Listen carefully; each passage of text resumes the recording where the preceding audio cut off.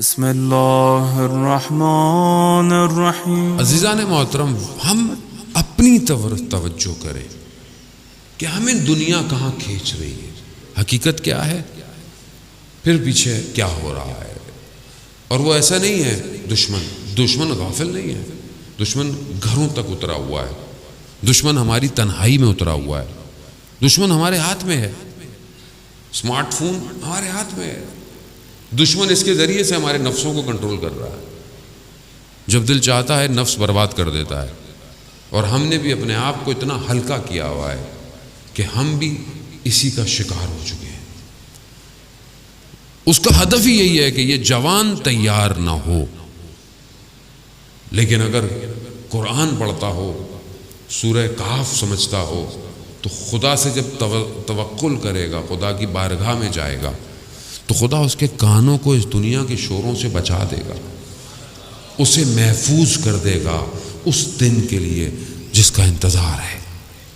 لیکن اس کے لیے ظاہر ہے ہم اپنے آپ کو اپنی طرف توجہ دیں کہ ہم کہاں ہیں، میں کہاں ہوں، میں اپنے آپ کو دیکھوں کہ میں دنیا میں کتنا مگن ہوں، میرے لیے دنیا کیا ہے، اور میں کتنا اپنے وقت کے امام سے متصل ہوں، میرے دن اور رات کیسے گزرتے ہیں، میری تنہائی کیسے گزرتی ہے۔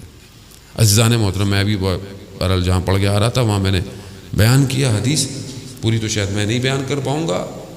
مجلس اور عزاداری یہ ایک مقدمہ ہے ظہور کا۔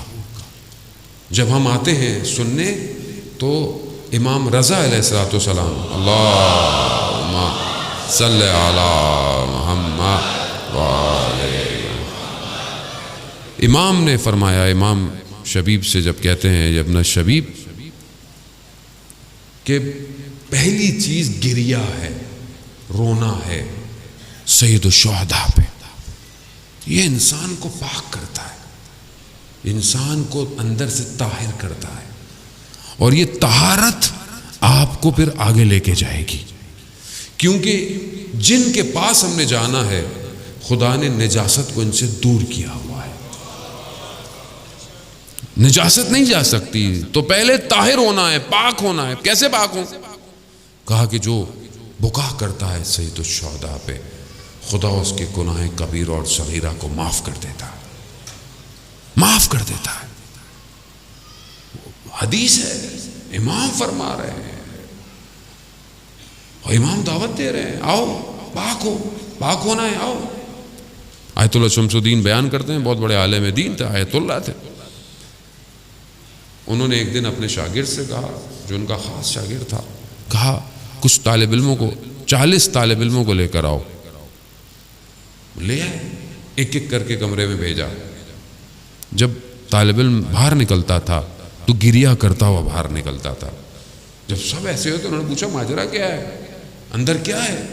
کہا کہ جب ہم اندر جاتے ہیں تو اتنے بڑے آیت اللہ ہیں، اتنے بڑے عالم دین ہیں، ایک رومال ہاتھ میں ہے، اور کہتے ہیں امام حسین کا نام لیتے ہیں اور کہتے ہیں کہ امام حسین پر گریہ کرو، اور جب ہم گریہ ہوتے ہیں تو اس رومال سے آنسوؤں کو صاف کرتے ہیں اور کہتے ہیں کہ یہی میں اپنی قبر میں لے کے جانا چاہتا ہوں۔ ایک گریہ، ایک آنسو، عزیزان محترم، خوب یہ انسان کو پاک کرتا ہے۔ یہ جب پاک ہوں گے تو آپ کیوں گناہ کریں گے باہر جا کے؟ جو آنکھ امام حسین پر روتی ہو وہ آنکھ گناہ کرے گی؟ وہ آنکھ کیسے گناہ کرے گی؟ یہ تو وہ آنکھ ہے جو قیامت والے دن سب ساری آنکھیں گریہ کر رہی ہوں گی، تو یہ آنکھ خوش ہوگی، برمسرت ہوگی۔ تو ہم پہلی شرط بکا، جو ہمیں محنت نہیں کرنی پڑتی ہے، یعنی ہم کوئی محنت نہیں کرتے پورا سال۔ ہوتا ہے نا کہ انسان 40 دن کو عبادت کرے تو پھر کسی کمال پہ پہنچتا ہے، نہیں، ہم تو یہاں آتے ہیں، امام کا نام آتا ہے، ہماری آنکھ میں آنسو آ جاتا ہے۔ کیوں؟ امام نے کربلا میں کمال کیا ہے۔